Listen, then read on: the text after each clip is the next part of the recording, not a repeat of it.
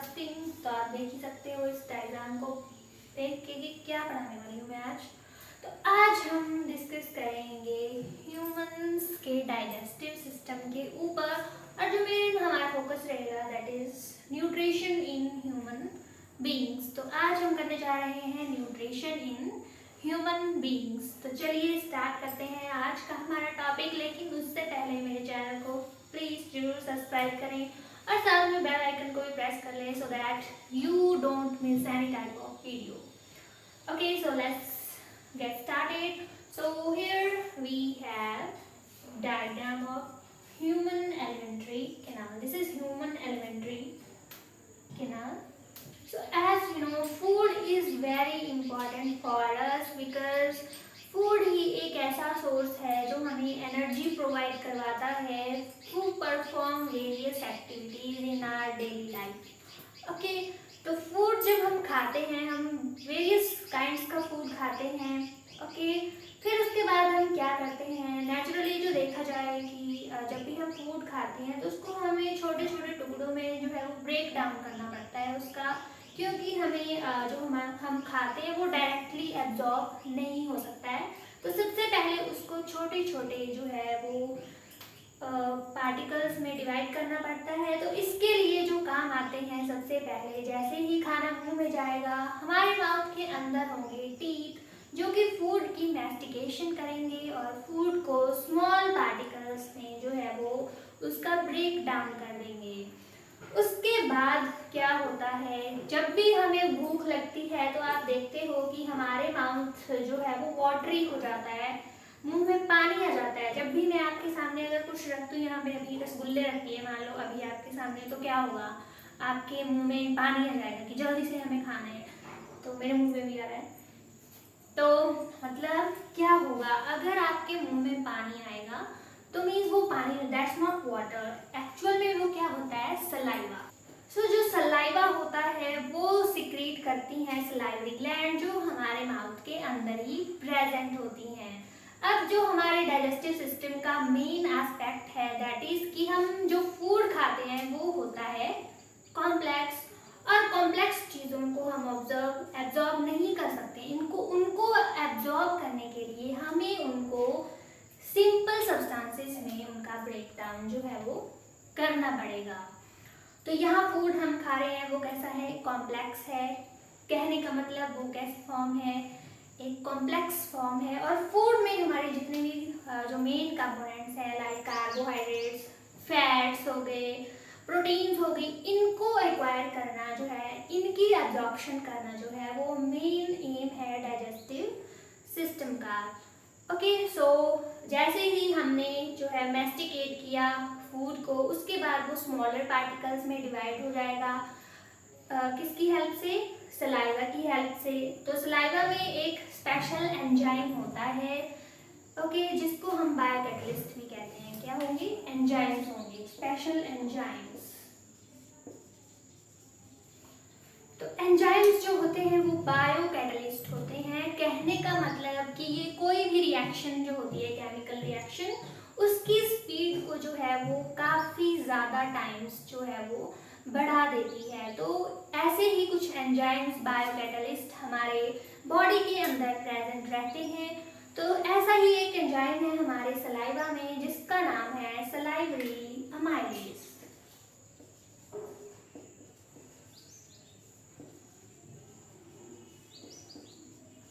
तो ये salivary amylase क्या करेगा, जो भी फूड में स्टार्च कंपोनेंट हो गए उसको ब्रेक डाउन कर देगा इनटू सिंपल शुगर्स।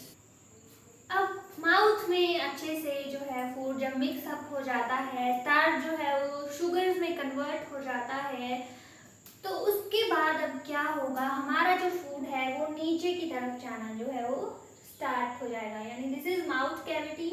फिर माउथ कैविटी से अब मान लो यहाँ फूड आ चुका है और अब ये जो हमें लॉन्ग सी स्लेंडर सी पाइप लाइक स्ट्रक्चर दिख रही है, इसके थ्रू जो है वो जो फूड होगा वो नीचे की तरफ जाना जो है वो स्टार्ट कर देगा। So this is called food pipe और oesophagus. So what is this, this is food pipe और ईसोफेगस। तो जैसे ही फूड जो है हमारे माउथ में अच्छे से उसकी मैस्टिकेशन हो जाएगी, अच्छे से वो मिक्स अप हो जाएगा स्मॉल पार्टिकल्स में। तो उसके बाद हम उसको स्वेलो करना स्टार्ट कर देते हैं और हमारी फूड पाइप में एक रिदमिक कॉन्ट्रैक्शन होना स्टार्ट हो जाती है, ताकि जो फूड है वो आगे वाली फॉरवर्ड डायरेक्शन में जो है वो पुश किया जा सके, यानी कि इस डायरेक्शन में जाएगा फूड। ओके, तो फूड जाएगा और इस पाइप में जो फूड पाइप है इसमें कुछ मस्कुलर और रिदमिक कॉन्ट्रैक्शंस होना स्टार्ट हो जाती हैं, जिनको हम बोलते हैं peristaltic movements. Okay, peristaltic movements. तो पेरिस्टाल्टिक मूवमेंट्स जो है वो हेल्प करेंगी फूड को फॉरवर्ड डायरेक्शन में पुश करेंगी। तो हमारा फूड जो है अब पुश होके जो है इस जे शेप स्ट्रक्चर में पहुंच जाएगा and this J shape muscular structure is known as stomach. तो हमारा स्टमक जो है वो काफी ज्यादा मस्कुलर होता है और जैसे ही फूड इसमें एंटर होगा तो इसका साइज जो है वो एक्सपेंड हो जाएगा। तो एक्सपेंड हो जाएगा स्टमक और स्टमक में अब फूड हमारा पहुंच चुका है। तो यहाँ पे अब क्या होगा, फूड जो है वो फर्दर मिक्स्ड होगा with the help of digestive enzymes. तो हमारे स्टमक में भी कुछ गैस्ट्रिक ग्लैंड्स होती हैं।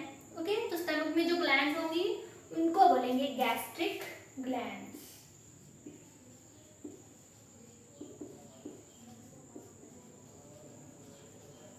तो गैस्ट्रिक ग्लैंड्स होंगी और गैस्ट्रिक ग्लैंड्स रिलीज करेंगी डाइजेस्टिव जूसेस, जिसमें हमारा फूड मिक्स होके जो है वो फर्दर उसमें प्रोसेसिंग होगी, फर्दर ब्रेक डाउन होगा कॉम्प्लेक्स कंपोनेंट्स ऑफ फूड्स का।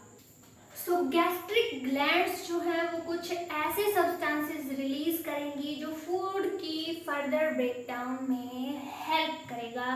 तो देखते हैं कि गैस्ट्रिक ग्लैंड्स जो है वो क्या क्या चीज़ें जो है वो रिलीज करती है। तो गैस्ट्रिक ग्लैंड्स मेनली 3 टाइप्स के जो है सिक्रीशन सिक्रीट करेंगी। तो फर्स्ट वन जो सिक्रीशन है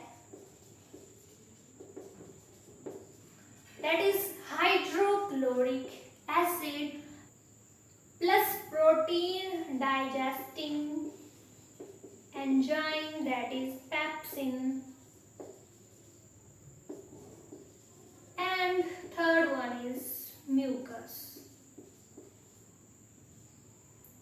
ओके, तो ये 3 तरह की 3 टाइप्स की सिक्रीशन जो है वो गैस्ट्रिक ग्लैंड से सिक्रीट होंगी। फर्स्ट वन आ रहा है हाइड्रोक्लोरिक एसिड।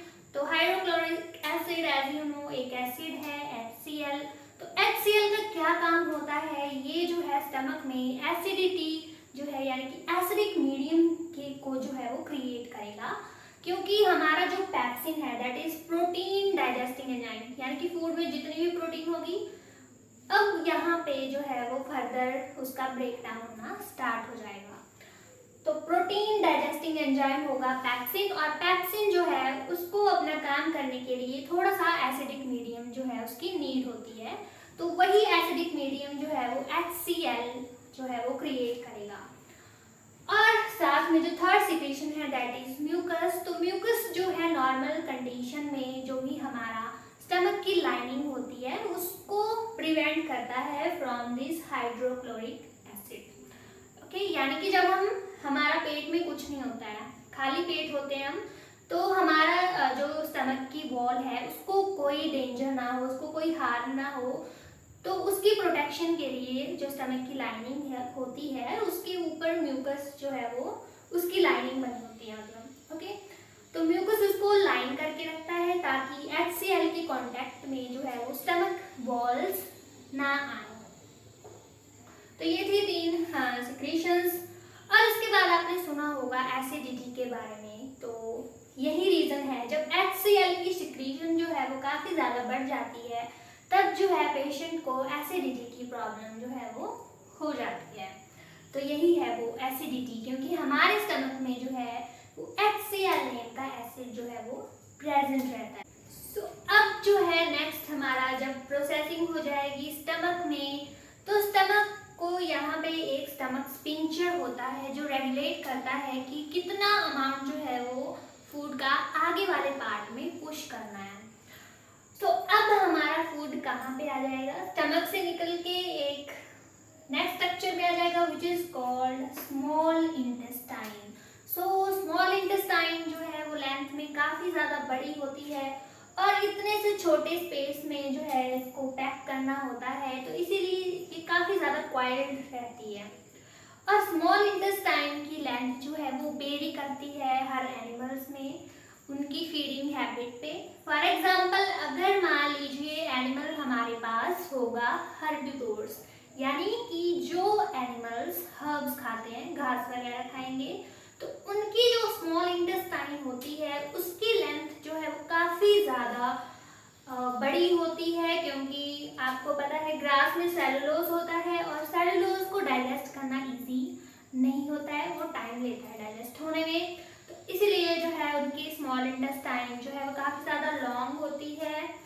और बात करें कार्निवोर्स की, तो कार्निवोर्स जो होते हैं वो फ्लैश ईटिंग एनिमल्स होंगे, मीट खाते हैं, तो मीट को जो है डाइजेस्ट करना इजी होता है in comparison to grass. Means उसमें होता है सेलुलोज, लेकिन मीट में सेलुलोज नहीं होगा, तो मीन्स उसकी डाइजेशन इजीली हो जाएगी। इसलिए कार्निवोर्स में जो स्मॉल इंटेस्टाइन होगी उसका साइज जो होगा वो स्मॉल होगा।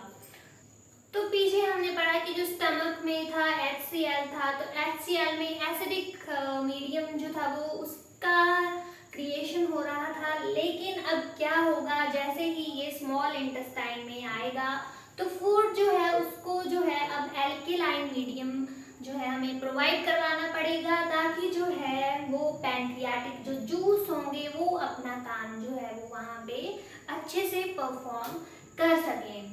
और साथ में जो गॉल ब्लैडर है, जो कि लीवर के पास में होता है गॉल ब्लैडर, तो गॉल ब्लैडर से एक सिक्रीशन सिक्रीट होगी जिसका नाम है बाइल जूस। वो एक्ट करता है ऑन फैट्स, तो वो क्या कर देगा, फैट्स की कर देगा इमल्सिफिकेशन। अगर आपने केमिस्ट्री में पढ़ी हो इमल्सिफिकेशन तो आपको ज़रूर पता होगा कि what is emulsification of fats.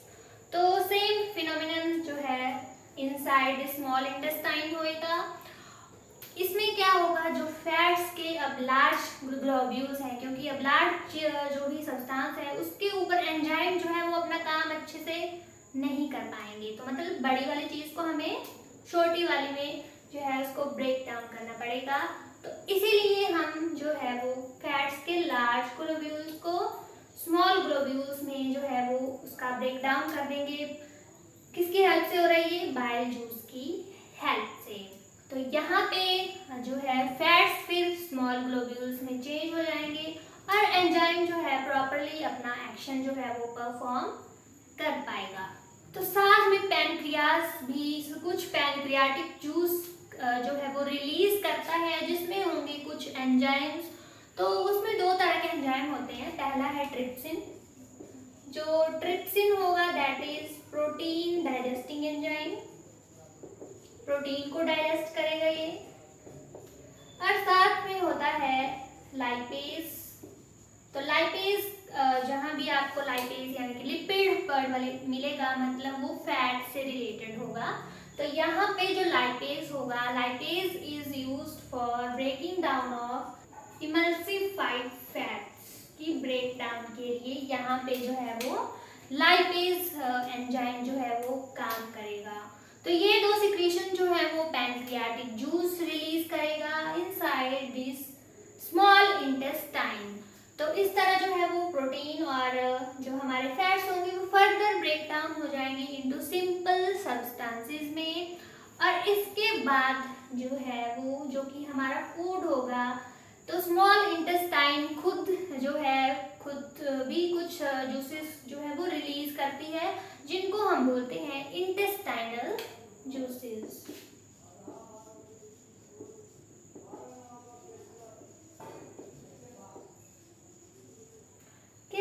Intestinal juices जो हैं वो भी यहाँ पे जो है वो रिलीज होंगे। ओके, तो इंटेस्टाइनल जूसेस अब फर्दर जो है जो हमारे कॉम्प्लेक्स कंपोनेंट्स है फूड को, उनको जो है और सिंपल सब्सटेंसेस में ब्रेक डाउन कर देंगे। फॉर एग्जाम्पल प्रोटीन्स जो है वो और सिंपल फॉर्म में जो है वो कन्वर्ट हो जाएंगी। तो प्रोटीन की जो सिंपल यूनिट होती है दैट इज अमीनो एसिड, क्योंकि अमीनो एसिड से मिलके बनती हैं प्रोटीन्स।